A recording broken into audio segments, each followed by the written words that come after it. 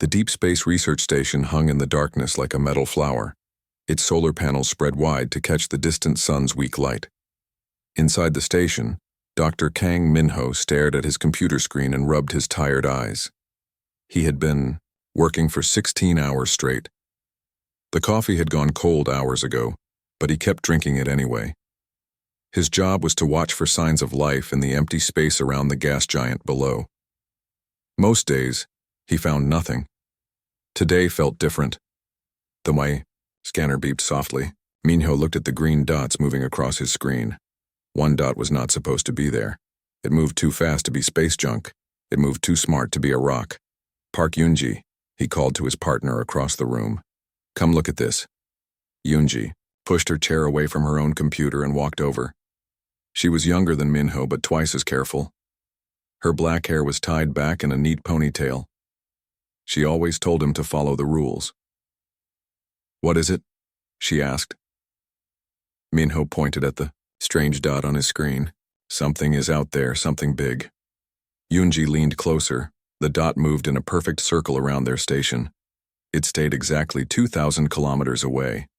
No human ship could fly that smoothly. We need to call Earth Command, Yoonji said. Her voice was quiet but firm. Wait. Minho held up his hand. Let me try something first. He turned to his radio equipment. His fingers moved over the controls like a piano player. He had spent years learning how to send messages into space. He had always hoped someone would answer back. Minho, no. Yoonji grabbed his arm. The protocol says we report first. We ask questions later.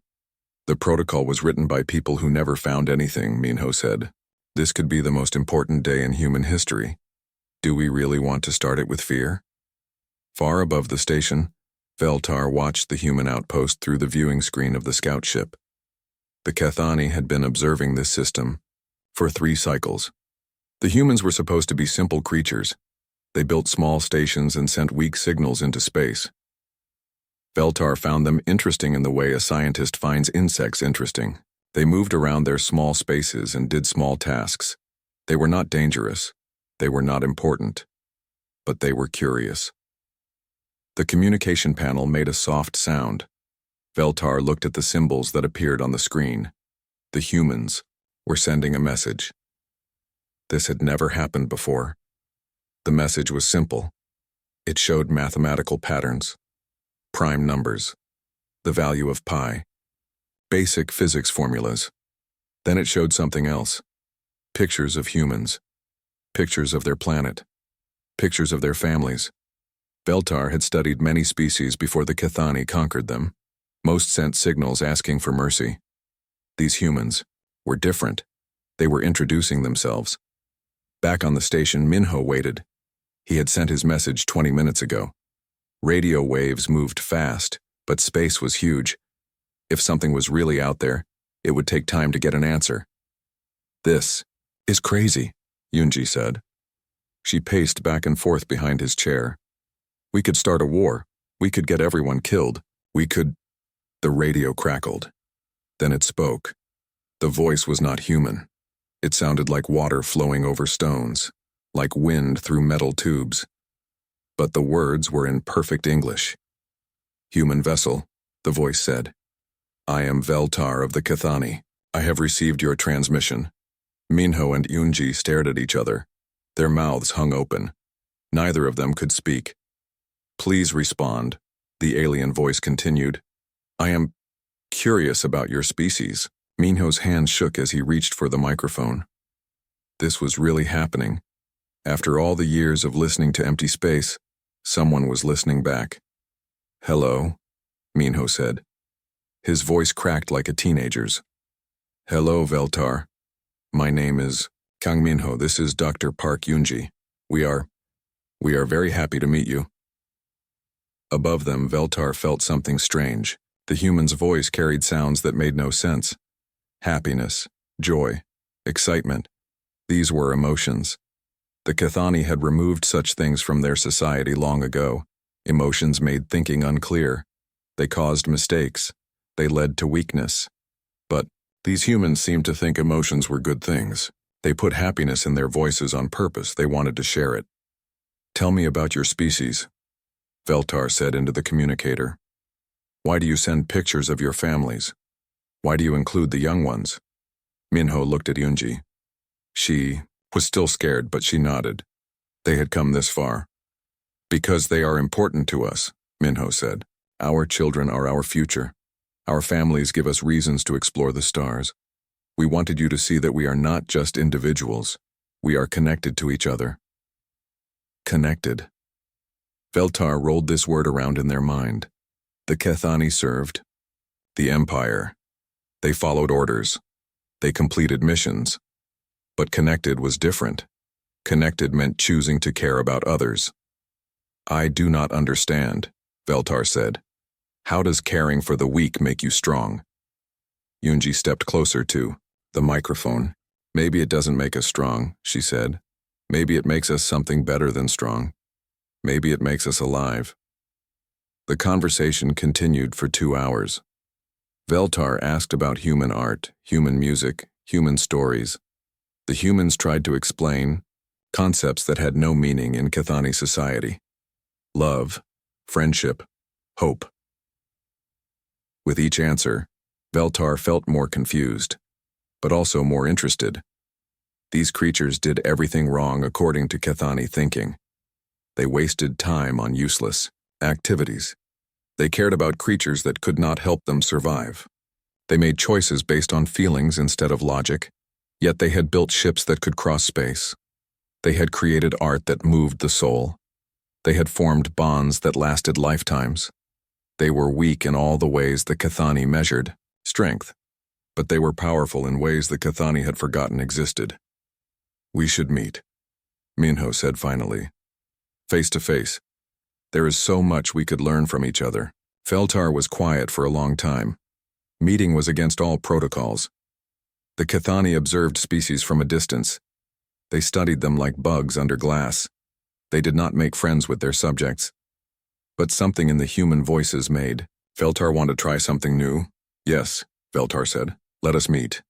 The abandoned mining asteroid floated in the empty space between two dead planets. Nobody came here anymore. The mining company had taken all the valuable metals 50 years ago. Now it was just a hollow rock with old tunnels and broken equipment. It was the perfect place for a secret meeting. Dr. Kang Minho checked his oxygen gauge for the 10th time. The small shuttle had enough air for 6 hours. That should be enough time to set up the meeting place and wait for the alien ship to arrive. "I still think this is insane," Park Yoonji said from the pilot seat. She guided their shuttle toward the asteroid's largest tunnel opening. "We could be flying into a trap." "We could be," Minho agreed. "But we could also be about to make history." Behind them, Lee Jiho looked up from his language computer. He was a thin man with thick glasses who spoke 12 human languages. Now he was trying to learn his 13th. "The alien speech patterns are fascinating," he said. "They use logic structures like a computer, but there are gaps, places where emotion should be." Choi Yuna sat beside him, reading through her cultural notes. She studied how different human societies work together. If their whole species thinks emotions are weakness, how do they form relationships? How do they decide who to trust? "Maybe they don't," Yoonji said. "Maybe that's why they conquer other species instead of talking to them." The shuttle landed inside the asteroid's main tunnel. The humans put on their spacesuits and started unloading equipment. They had brought computers, cameras, and translation devices.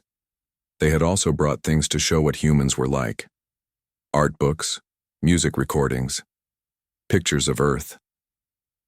3 hours later, a shadow passed over the tunnel opening. The alien ship was nothing like human ships.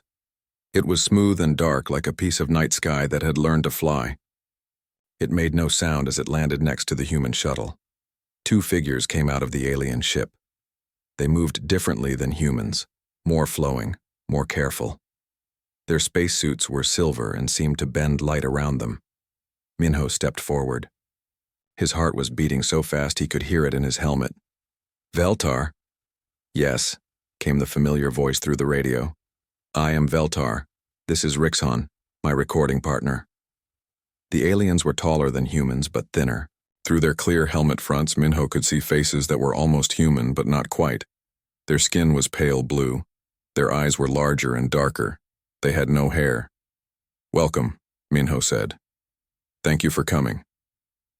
"Thank you for inviting us," Veltar replied. "This is against our protocols, but I find myself curious about your species." They set up a meeting area in the old mining station's main room. The humans had brought portable heaters and lights. The aliens had brought their own equipment that hummed quietly and cast strange shadows. Jiho activated his translation computer. "Can you tell us about your people?" he asked. Veltar sat very straight in the chair the humans had provided. "The Kethani Empire spans 47 star systems. We have existed for 12,000 years. We are efficient. We are logical. We survive." "But what do you do for fun?" Yuna asked. Veltar and Rixon looked at each other. Fun was not a concept they understood. "We complete our assigned tasks," Rixon said. This was the first time the younger alien had spoken. Their voice was higher than Veltar's, but just as emotionless. "We study. We improve our efficiency." "Don't you have hobbies? Things you do just because you enjoy them?" Minho asked. "Enjoyment is inefficient," Veltar said. "It serves no survival purpose." Yuna opened one of the art books she had brought. She showed them a painting of a human family, having dinner together. "This serves no survival purpose either," she said, "but it makes us happy. It connects us to each other." Veltar stared at the painting for a long time. The humans are consuming nutrition together, but they are doing more than that. They are sharing something. "Exactly," Yuna said.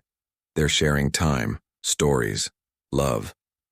"Love," Veltar repeated the word slowly.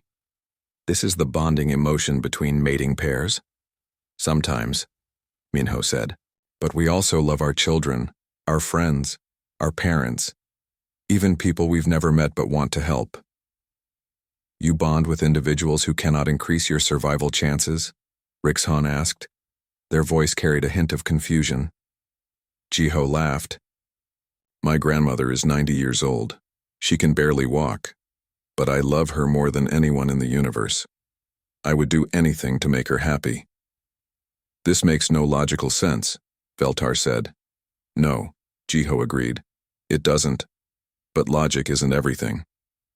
Yuna showed them more pictures. Humans playing music together. Children laughing in playgrounds. People helping strangers during disasters. She showed them recordings of human funerals, where people gathered to honor the dead. "You waste resources on creatures that no longer exist," Rixon observed. "We remember them," Yunji said. Her voice was soft. "We keep their memory alive. That way they're never really gone." Veltar felt something strange when Yunji spoke about remembering the dead. It was like a small crack in the wall around their mind. Through that crack, something warm tried to enter. "Show us your music," Veltar said suddenly. Jiho activated a music player. The sound of a human orchestra filled the room. Violins sang, like birds. Drums beat like heartbeats. The music rose and fell like ocean waves. Rixon stood up quickly. "What is happening?" they asked. Their voice was different now, less controlled. "The music is affecting you," Yuna said gently. "That's what it's supposed to do. But I feel..." Rixon struggled to find words. "I feel something moving inside me. Something warm." "That's emotion," Minho said. "Don't fight it. Let it happen." Veltar watched their young partner with fascination. Rixon was experiencing something no Kethani had felt in centuries. Fear and wonder mixed in their dark eyes. "Is this dangerous?" Veltar asked. "Only if you let fear control you," Yunji said. "Emotions can hurt sometimes, but they can also heal. They can connect you to others in ways logic never could." The music continued to play. Slowly, Veltar felt the same warmth that was affecting Rixon. It was strange, uncomfortable, but also somehow right. Why do you create these sounds? Veltar asked. Because they make us feel alive, Jiho said. Because sharing beauty makes life worth living. For the first time in their long life, Veltar began to understand what the humans meant by being alive. It was more than just surviving. It was more than just completing tasks. It was about feeling connected to something larger than yourself. But understanding this new concept would have to wait. Warning lights were flashing on both the human and alien ships. Other vessels were approaching the asteroid. Their secret meeting had been discovered. The first laser blast hit the asteroid's surface and made the whole rock shake. Emergency lights turned on in the old mining station. Red warnings flashed on every screen. Earth command ships approaching fast, Yunji said, reading her scanner. 3 destroyers. Veltar checked their own equipment. Keth Ani battlecruiser detected. They have found us.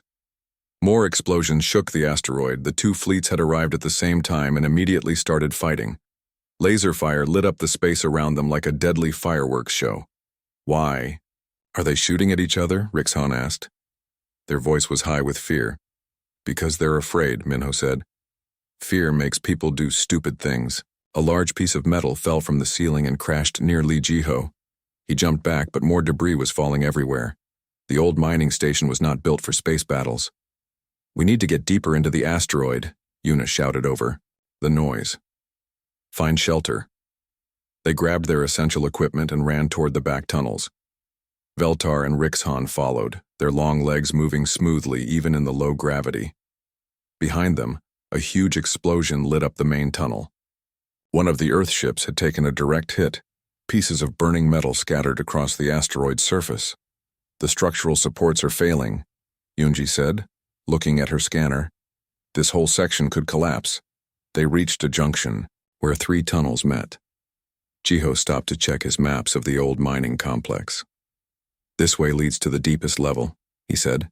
It should be safer there. As they ran down the tunnel, another explosion shook the asteroid. This time, the shaking was stronger. Cracks appeared in the walls. Old mining equipment that had been left behind started falling from metal shelves. Look out, Minho yelled. A heavy drilling machine broke free from its mounting brackets. It fell directly toward Rixhan, who was looking back at the ceiling instead of watching where they were going. Jiho didn't think. He just moved. He pushed the young alien out of the way and took the impact himself. The machine hit him in the chest and knocked him to the ground. Blood began to spread across his shirt. Jiho! Yuna dropped to her knees beside him. The injured man tried to sit up but couldn't. His breathing was shallow and painful. I'm okay, he said, but everyone could see he wasn't. Rixhan stared at the human who had saved them. Why did you do that? You don't even know me. Jiho managed a weak smile. Doesn't matter, you're here with us. That makes you worth saving. Veltar knelt beside the injured human. This makes no logical sense. You risked your life for a being from another species. Logic doesn't have much to do with it, Jiho said. His voice was getting weaker. When you see someone in danger, you help them. That's what friends do. Friends, Veltar repeated the word. They had heard humans use it before, but now they were seeing what it meant.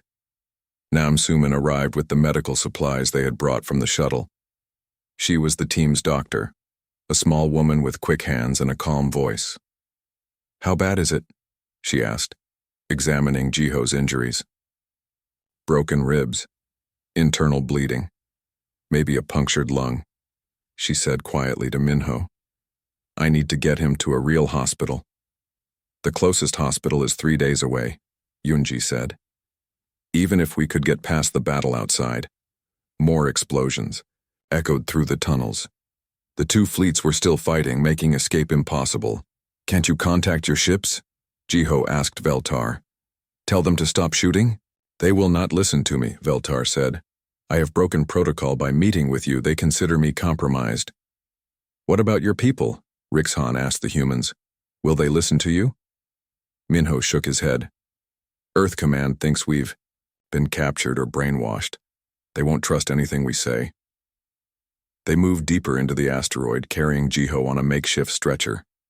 The explosions grew more distant, but the damage was done. The asteroid's structure was failing. Tunnels were collapsing behind them. They found a deep chamber that had once been the mining operations main office. It still had some working computers and life support systems, but the air was thin and the power was failing. "How long can we survive here?" Yuna asked. Suman checked her instruments. "Maybe 6 hours. Less if the life support fails completely." Jiho's condition was getting worse. His skin was pale and his breathing was labored, but he kept trying to talk to Veltar and Rixhan. "Tell me about your homeworld," he said to Rixhan. "What's it like?"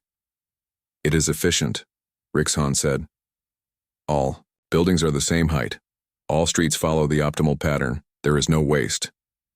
"Sounds boring," Jiho said with a weak laugh. Boring? Rixhan had never heard this word used to describe their perfect world. No surprises, no variety, no room for anything unexpected or beautiful. "Unexpected things cause problems," Veltar said. "Beauty serves no function." "Beauty serves the most important function of all," Jiho said. "It reminds us that existence is more than just survival. It gives us reasons to be glad we're alive." Rixhan looked around the damaged chamber. "There is no beauty here, only danger and death. Yet you seem content." "Because I'm not alone," Jiho said. "I'm with friends, people who care about me, people I care about. That makes even dying bearable." "You are not afraid?"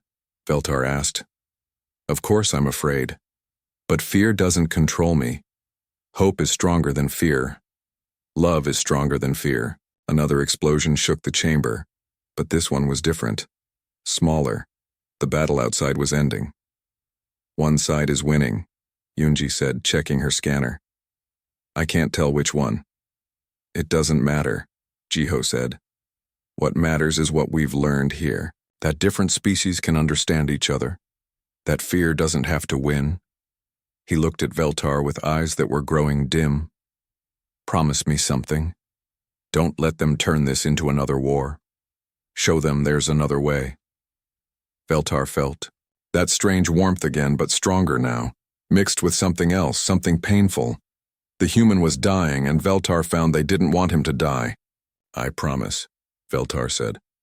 "But I don't understand why your death affects me this way." "Because you're learning to care," Jiho whispered. "That's what makes you alive."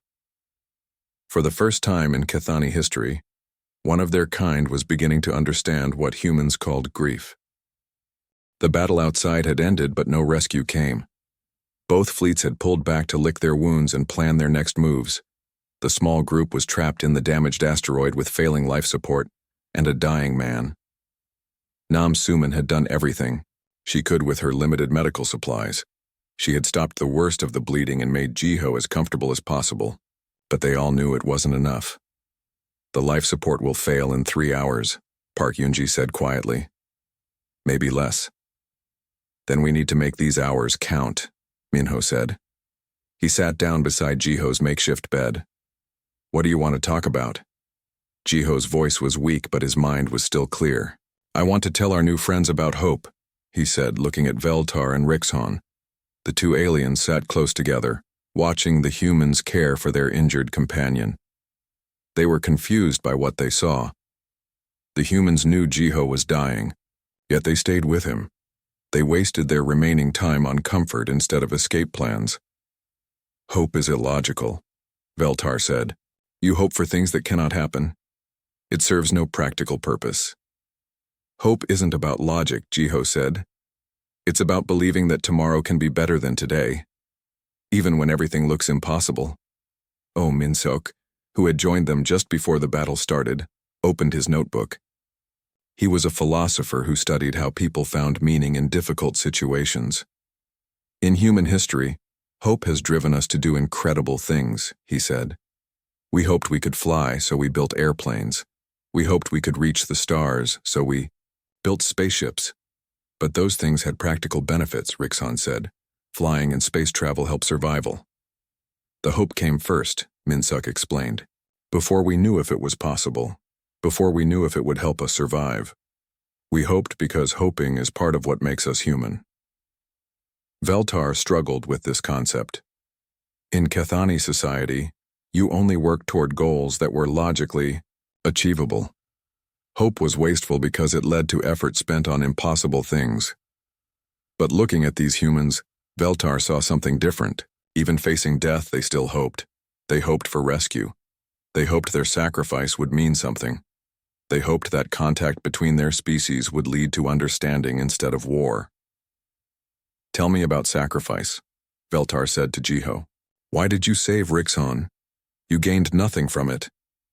Jiho was quiet for a moment, gathering his strength. "Because seeing someone else live is a gain. Knowing that I helped prevent suffering is a gain. Not everything valuable can be measured." "But you will die because of your choice," Rixon said. Their voice carried a new tone, something like sadness. "We all die eventually," Jiho said. "The question is whether our lives meant something, whether we made the world a little better before we left it." Choi Yuna took out her music player again. "Would you like to hear something beautiful?" she asked. "Yes," Jiho whispered. She played a soft melody, a human lullaby that mothers sang to their children. The gentle music filled the damaged chamber with peace. As the music played, Veltar felt something breaking inside their mind. All their life they had been taught that emotions were weakness, that caring about others was inefficient. That individual, lives didn't matter as long as the Empire survived. But watching Jiho die, Veltar realized the Kethani had lost something important when they removed emotion from their society. They had gained efficiency, but they had lost meaning. "Veltar," Jiho said softly, "come closer." Veltar moved to sit beside the human's bed. Up close they could see the pain in Jiho's eyes, but also something else. Peace. Acceptance. Even a kind of joy. "You're different from the others of your kind, aren't you?" Jiho asked. "I am beginning to think so," Veltar admitted. "These feelings you speak of, I am starting to experience them. It is disturbing." "New things often are," Jiho said. "But disturbing doesn't mean wrong. Sometimes it just means you're growing." "Growing? Becoming more than you were before, becoming who you're meant to be." Jiho reached out with one weak hand. Veltar looked at it, confused. "Take my hand," Jiho said. "It's something friends do when one of them is scared." Veltar had never held hands with anyone. The Kethani didn't touch each other except when necessary. But slowly, carefully, they took Jiho's hand in their own. The human's hand was warm and soft. Veltar could feel his pulse. Weak, but still fighting. In that moment, Veltar understood something that couldn't be explained in words. Connection. Not just the sharing of information, but the sharing of existence itself. "Thank you," Jiho whispered. "For listening. For trying to understand. For being my friend." Friend. The word hit Veltar like a physical force. This dying human, from a species the Kethani considered primitive, was calling them friend. Not because Veltar had earned it through strength or achievement, but simply because they had chosen to care. "I don't understand friendship," Veltar said, "but I think I want to learn." "You already are learning," Jiho said. "The fact that you want to understand means you're already halfway there." The life support systems flickered. The air was getting thinner. But instead of panic, Veltar felt something else. Determination. These humans had shown them something precious. A way of living that was about more than just survival. "If we survive this," Veltar said, "I want to help our species understand each other. I want to show them what you've shown me." "We will survive this," Jiho said with surprising strength. "Maybe not all of us. But what we've learned here, that will survive, that will grow." Rixon had been quiet, but now they spoke. "I feel different too," they said, "like something inside me is waking up after a long sleep." "That's your heart," Yuna said gently. "That's what it feels like when you start to care about others." "Is it supposed to hurt?" Rixon asked. "Sometimes," Minho said. "Caring about others means their pain becomes your pain." But it also means their joy becomes your joy. The good outweighs the bad. Jiho squeezed Veltar's hand weakly. Promise me, he said. Promise me you'll remember this feeling. Use it to build bridges instead of walls. I promise, Veltar said, and in making that promise they felt something they had never experienced before. They felt love. The rescue ships arrived just as the life support systems failed completely. Emergency teams broke through the collapsed tunnels and found the survivors huddled around Lee Jiho's still form. He had died quietly in the last hour, holding Veltar's hand and listening to Choi Yuna sing a gentle Korean song about coming home. His final words had been simple. Thank you for being my friends. Now the survivors sat in the rescue ship's medical bay, breathing clean air and trying to make sense of what had happened. The humans grieved in their own ways. Some cried, some sat in silence, some told stories about Jiho's life. Veltar watched, it all with growing understanding. This was how humans honored their dead, not with efficiency reports or performance evaluations, but with love and memory and shared sorrow. Why do you make yourselves sad on purpose? Rix Han asked Nam Suman. The young alien was struggling to understand human grief rituals. Because sadness shared is sadness lessened, Suman explained. When we cry together, we remind each other that we're not alone, that Jiho's life mattered to all of us. But he cannot benefit from your sadness. He is gone. We don't do it for him, Minho said. We do it for us, and for anyone who loved him. Grief is how we process loss, how we make space in our hearts for healing. Veltar felt that strange sensation again, the one that had been building since Jiho first called them friend. It was like pressure behind their eyes, and warmth in their chest, and an ache that went deeper than physical pain. I feel... Veltar started to say, then stopped. They had no words for what they felt. Empty? Yuna suggested. Like something important is missing? Yes, but also full, like I contain more than I did before. That's grief, Omin Seok said gently. It's the price. We pay for love, but it's also proof that love existed. Both the human and Kithani fleets had sent ships to collect their people. Representatives from both sides boarded the rescue vessel to demand explanations. Why had their personnel violated first contact protocols? What information had been shared? With the enemy? Commander Sarah Chen from Earth Command was a small woman with steel in her voice. Dr. Kang, you've compromised our entire defensive strategy. This unauthorized contact could lead to war. War Commander Zethlock of the Kethani was tall even by his species standards. His voice carried the weight of imperial authority. Veltar, you have contaminated yourself with alien emotions. You are no longer fit for service. The two military leaders faced each other across the ship's conference room like predators sizing each other up. Both were prepared for the conflict. They saw as inevitable. But Veltar stood up slowly, still feeling the strange new sensations that Jiho had called emotions. There will be no war, Veltar said. Both commanders turned to stare at the alien. You have no authority to make such statements, Zethlock said coldly. I have the authority of truth, Veltar replied. I have seen what we could become if we choose cooperation over conquest.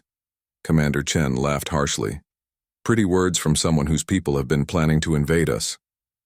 Have we? Veltar asked, looking directly at Zethlock. Or have we been planning to invade because we were afraid? Because we couldn't imagine any relationship between species except domination? Fear is weakness, Zethlock said. No, Veltar said, and their voice grew stronger. Fear unexamined is weakness. Fear acknowledged and overcome is strength. They looked around the room at both human and Kethani faces. A human died to save one of us. He called us friend as he died. He showed us that there is another way to live, not just to survive, but to thrive together. One example proves nothing, Zethlock said dismissively. Then let me give you another, Veltar said. They walked to the center of the room where everyone could see them clearly. I am Veltar of the Kethani. I have served the Empire for 43 cycles. I have observed 17 species before we conquered them. I have never felt emotion until today. The room was completely silent. Today I learned what humans call grief. I learned it when my friend died. My friend, a being from another species who chose to sacrifice his life to save one of us. Veltar's voice began to shake with emotion they were still learning to understand. Lee, Jiho showed me that strength is not the absence of caring. Strength is caring so much that you would give your life for others. He showed me that survival without meaning is just existence. But survival with love, with friendship, with hope, that is life. Something was happening to Veltar's face. Their large, dark eyes were growing wet. Clear fluid began to run down their pale blue cheeks. Rixhan gasped. Veltar, you're crying. Crying. Veltar touched their face, feeling the moisture there. This is crying? Yes. Yuna said softly. Those are tears. That's how our bodies express grief. I thought only humans could cry, Commander Chen said in wonder. So did we, Zethlock admitted. His voice had lost some of its coldness. Veltar looked at their tears on their fingertips. Such a small thing, such a simple biological response. But in that moment, they understood why humans valued emotions so highly. These tears are not weakness, Veltar said. They are proof that I am alive. Really alive, not just surviving. They turned to address both commanders directly. You want to know what information was shared between our species? Here it is. We are not enemies. We are two different solutions to the same problem: how to build meaning in a universe that can be cruel and empty. Humans found meaning through connection, through love, through caring for others even at cost to themselves. Kethani found meaning through efficiency, through order, through the strength of the collective. Both approaches have value. Both have weaknesses. But together we could be stronger than either species alone. Veltar wiped the tears from their face, but more came to replace them. I choose to honor my friend's memory by building bridges instead of walls. I choose to show both our species that there is another way forward. I choose to stay here, as an ambassador between our peoples, to prove that understanding is possible. Commander Chen and War Commander Zethlock looked at each other. For the first time they saw something other than an enemy in each other's eyes. They saw another being trying to make sense of an impossible situation. One ambassador cannot prevent a war, Zethlock said, but his voice was thoughtful rather than dismissive. No, Veltar agreed. But one friendship can start a peace. 6 months later, Veltar stood before a joint council of humans and Kethani. The meeting was being held on a neutral space station, built specifically for diplomatic contact between the species. Honored delegates, Veltar began, their voice still carrying traces of the emotion they had learned to value. I stand before you as living proof that understanding between our species is not only possible, but beneficial to both. I have learned to feel grief, joy, hope, and love. These emotions have not made me weak. They have made me whole. A human called me friend as he lay dying. In that moment, I discovered what it truly means to be alive. Not just to exist, not just to survive, but to care about something greater than yourself. We have a choice before us. We can follow the old path of fear and conquest, or we can choose the path my friend showed me, the path of understanding, cooperation, and hope. I have shed tears for a human friend. Let those tears be the first drops of a river that washes away the barriers between us. Let us choose friendship over fear. Let us choose life over mere survival. Let us choose to build tomorrow together. In end, the audience, both human and Kethani delegates, wiped tears from their own eyes, the first shared emotion between their species. And in that moment, the future became a little brighter for them all.